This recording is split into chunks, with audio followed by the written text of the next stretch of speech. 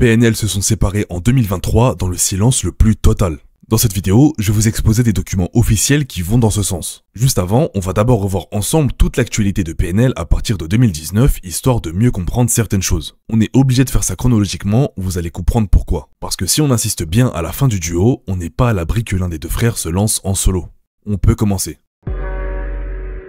On revient le 5 avril 2019. PNL viennent de dévoiler leur 4e projet, Deux frères. Après avoir démarré leur retour l'été précédent, en juin 2018 avec le clip d'Alamoniac, qui devait être suivi par le clip du morceau Celsius, PNL ont dû revoir leur plan, sûrement dans le souci de bien faire. Parce que oui, pour ceux qui ne le savaient pas, on était déjà au courant que PNL comptait sortir un nouveau clip nommé ODD à cause du CNC qui a dévoilé publiquement avoir accordé un financement de 80 000 € pour la réalisation du clip, qui sera par la suite le plus gros succès de leur carrière. PNL reviennent alors au sommet. Fin 2019, c'est l'apothéose. Ils annoncent une tournée dans toute la France, dont 4 Bercy d'affilée. La suite, vous la connaissez. Le Covid va tout décaler et repousser la tournée à l'été 2022. J'aimerais déjà m'attarder sur ce point. Dans la logique des choses, si PNL avait dans l'optique de sortir un album après Deux frères, pourquoi avoir attendu plus de 2 ans pour une tournée? Faut se rendre compte qu'ils sont partis défendre un album en tournée 3 ans après sa sortie. L'argument comme quoi ils n'ont pas annulé la tournée pour ne pas décevoir leurs fans tient pas la route, parce qu'ils ont annulé 2 grosses dates de cette tournée, celle de Nice et de Lyon, sans explication officielle. Il y a que 2 choses qui justifieraient le fait de maintenir une tournée 3 ans plus tard. Soit ils étaient obligés contractuellement de performer sur scène, soit ils voulaient terminer leur carrière en beauté sur cette tournée qui s'achève après les 4 Bercy d'affilée. Et puis sincèrement, 5 ans pour sortir un projet, alors que dans l'album de frères, ils avaient des morceaux déjà enregistrés en 2016, je pense notamment à Autre Monde, Cœur et Campa 2, qui étaient déjà teasés des années avant la sortie de l'album. Mais bon, tout ça, ça reste des théories, vous allez me dire que je fabule et que je prends que ce qui m'arrange. On va donc passer aux preuves concrètes. Avant de commencer cette partie, on clarifie une chose. NOS égale Nabil et Ademo égale Tariq. Début 2016, après le succès de leur album Le Monde Chico quelques mois plus tôt, PNL crée avec un membre de leur famille le label QLF Records. Quelques mois plus tard, Nabil deviendra officiellement le président de QLF Records le 22 novembre 2016. Au fil du temps, le succès de PNL les amènera à créer plusieurs nouvelles entreprises. Ils ont tout d'abord créé en janvier 2017 une société immobilière afin d'investir leur argent. La société se nomme Lendemain Immobilier, Nabil et Tariq en sont les co-gérants. Avec le temps, viendra la naissance d'entreprises liées à leur carrière musicale. On voit donc naître la société QLF Brands pour leur marque de vêtements, la société QLF Live pour leurs concerts, et la société QLF Publishing pour gérer leurs droits, la promotion et la distribution de leur musique. Dernière nouveauté en avril 2021, 2 ans pile après la sortie de leur dernier album en date, Nabil crée sa propre société nommée Lendemain, une holding multi-activité qui touche à l'immobilier, la musique, l'audiovisuel et la gestion de droits intellectuels. En gros, elle gère tous ses droits à lui, pas ceux de son frère. Vous allez me dire d'accord, mais qu'est-ce qu'on en fait de toutes ces infos? C'est logique qu'ils créent des entreprises en rapport avec leur activité musicale. Et vous avez raison, pendant qu'ils sont actifs dans la musique, ces sociétés ont besoin d'exister. Sauf que, en 2023, 4 ans après avoir sorti leur dernier album, des changements vont opérer dans leur société. Le 13 juillet 2023, Nabil déclare démissionner de son poste de gérant de la société Lendemain Immobilier, même s'il reste associé à Tariq. En gros, Nabil ne s'occupe plus de la société, mais il continuera de gagner de l'argent sur ses précédents investissements. Après tout, peut-être que les deux frères ne s'entendaient plus sur la manière dont gérer leur société immobilière, il n'y a aucun rapport avec PNL. Mais alors pourquoi, le 13 juillet 2023, Nabil déclare également démissionner de son poste de président de la société QLF Brands? Est-ce que PNL ne compte plus jamais faire de vêtements?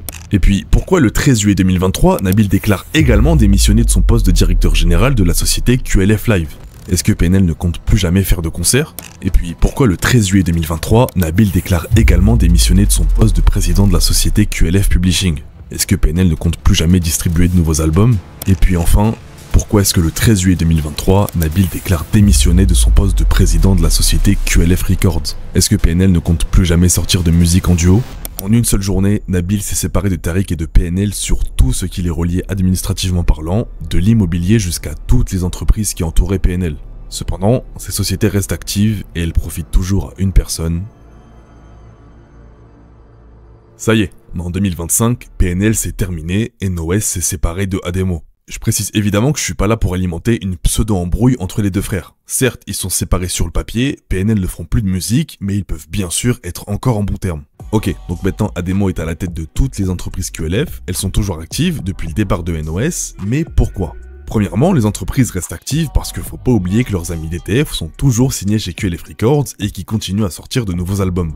Ils doivent sûrement bénéficier également des autres entreprises QLF pour les concerts ou la vente de vêtements, même si récemment, DTF ont créé leur propre label, Lunaire Records, et leur propre société de publishing. Deuxièmement, si on dézoome la carrière des deux frères, Ademo a toujours été le premier à se lancer dans la musique. Il a sorti ses propres mixtapes dès 2008, il a sorti des clips en solo, il a même déjà collaboré avec Rimka dès ses débuts. NOS suivra ses traces seulement 3 ans après. Et je marche seul, tout comme tape de pouce. Les soucis s'arrangent alors mes ongles s'allongent pas à bout de seul. Fuck l'univers, je représente la voix des gens qui crèvent, qui misent leur SMIC sur un cheval un vendredi 13. Quant à la carrière de PNL, avant même la sortie de leur projet Que la Famille, Ademo posait déjà un morceau en solo, le classique qu'on connaît tous, Mowgli. Tu crois m'aimer, laisse faire le temps, la vie a un goût amer. Je la sucre avec une paire de gants. Ce que j'essaye de démontrer, c'est que Ademo a toujours été plus investi dans la musique que NOS. Je dis absolument pas qu'NOS n'est pas investi, je démontre juste qu'en apparence, Ademo semble plus envoûté par la musique et ses à côté que son petit frère. Chronologiquement, après l'album de Frères, on a entendu NOS pour la dernière fois sur un feat avec DTF en décembre 2019. Tandis que du côté d'Ademo, seulement 3 mois après la sortie de leur dernier album, ils balancent un morceau en solo, Mowgli 2. Un moment, faut que je me pose solo, croco sur le polo, calmement, je mets Bayenta. Si du côté de NOS, on n'entendra plus jamais en musique après 2019, c'est pas le cas d'Ademo. On a carrément droit à un couplet posté sur Instagram suivi d'une top line au Japon.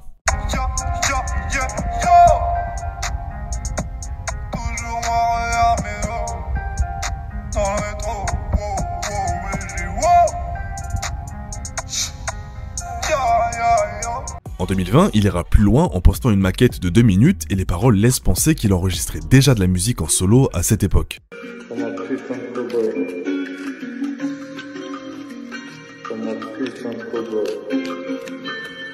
Cette année a été longue, plus longue que l'année d'avant.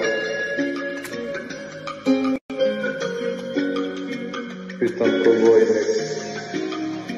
On a appris des choses. On a encore vécu des choses. Je marche seul comme un putain de cowboy. En magasin, comme un putain de cowboy. C'est la vie, c'est nos vies. Je suis un cowboy dans la vallée. J'ai mon arme dans la vallée. Tellement de choses à déballer que je trimballe. Je suis perdu dans ce trou noir. Je suis solo dans ce trou noir. Je vois personne dans ce trou noir. Le 1er janvier 2023, pour le nouvel an, Ademo va balancer une top line, il est à nouveau seul dessus. Si tu me caresses, je dois sur ma flamme. Quête grâce et de rêve. Je rentre, gagne dans la fête. Flex, je fuck les lutteurs Lex. Break comme back. Plus de chèques, next. Squat. Le 9 décembre 2023, Ademo sortira un morceau en solo nommé Gaza en hommage aux Palestiniens victimes d'un génocide. On porte l'espoir pour nos générations futures. Les deux frères ont toujours manifesté leur soutien à la cause palestinienne. Cela dit, ça a été assez surprenant de ne pas entendre NOS sur le morceau quand on sait qu'il était présent sur le morceau Tahia pour célébrer la victoire de l'Algérie à la CAN de 2019. Attention, je remets pas du tout en cause son engagement pour la cause, je parle de son absence sur le morceau pour appuyer le fait que PNL en duo s'est terminé. Si on récapitule, on n'a plus jamais entendu NOS chanter depuis 2019, contrairement à Ademo jusqu'à fin 2023. Tout ça pouvait laisser penser que Ademo était peut-être sur le point de sortir un projet en solo. Du moins, c'est ce que je pensais pendant l'écriture de cette vidéo. Pendant que je faisais mon montage, Ademo est réapparu sur les réseaux sociaux pour nous partager son pèlerinage à la Mecque. On peut le voir profiter de ce lieu sacré sur une dizaine de photos et de vidéos, accompagné d'un message saupoudré de religiosité, tel un message d'adieu. Dans ce cas, si NOS ne veut plus faire de musique, et si Ademo priorise son dévouement à la religion, il ne reste plus qu'une seule option. On sait que PNL ont une certaine estime pour le duo Daft Punk, au point de leur rendre hommage sur la cover de l'album Le Monde Chico, en référence à la cover de Random Access Memories. Tout comme eux, ils ont toujours voulu faire de la musique dans l'ombre, sans être en quête d'une quelconque notoriété. Et tout comme eux, après avoir décroché toutes les certifications possibles et avoir battu tous les records, ils ne voyaient peut-être plus l'intérêt de continuer à faire de la musique, du moins publiquement et en duo. PNL ont sorti 4 projets, on a vu leur ascension, on les a vus partir de rien. Au moment de dévoiler Que la Famille, ils n'étaient personne. Au moment de dévoiler Le Monde Chico, ils entrevoyaient les portes du succès. Au moment de dévoiler Dans la légende, ils avaient déjà réussi commercialement et financièrement. Et au moment de dévoiler Deux frères, ils étaient déjà entrés dans la légende. L'album Deux frères, c'est la concrétisation des 3 premiers projets. Qu'est-ce qu'ils peuvent raconter de plus?